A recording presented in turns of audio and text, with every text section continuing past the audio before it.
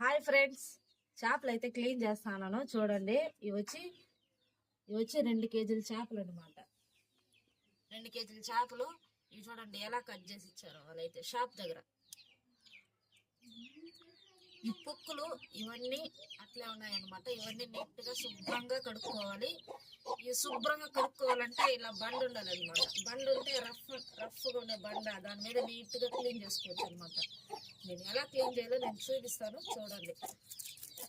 ఇలా ఈ ఒక పీస్ తీసి ఇలా రుద్దాలన్నమాట. రుద్దితే నీట్గా క్లీన్ అయిపోతుంది.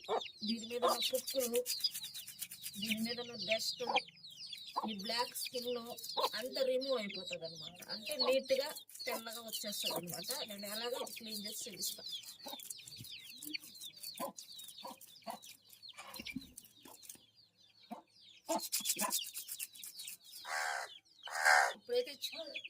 ఇప్పుడైతే చూడండి ఫ్రెండ్స్, తెల్లగా అయితే వచ్చేసింది ముక్క.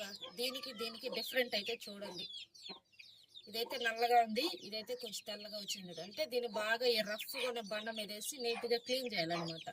క్లీన్ చేస్తే ఇలా వస్తుంది నీట్గా. ఇప్పుడు మీకు ఇవన్నీ క్లీన్ చేసిన తర్వాత ఫైనల్గా ఒకసారి చూపిస్తా. ఇప్పుడైతే ఫైనల్గా అన్ని క్లీన్ అయితే చేసాము. ఉప్పేసి ఒకసారి నీట్గా వాష్ చేయాలి, క్లీన్ చేయాలన్నమాట ఉప్పేసి.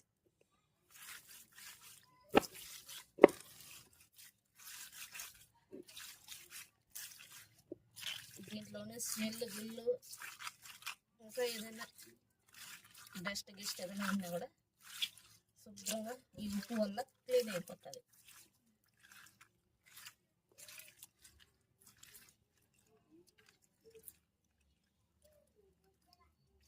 నీసు వాసన మీద లేకుండా ఉంటుంది ఉప్పు వేసి క్లీన్ చేస్తే.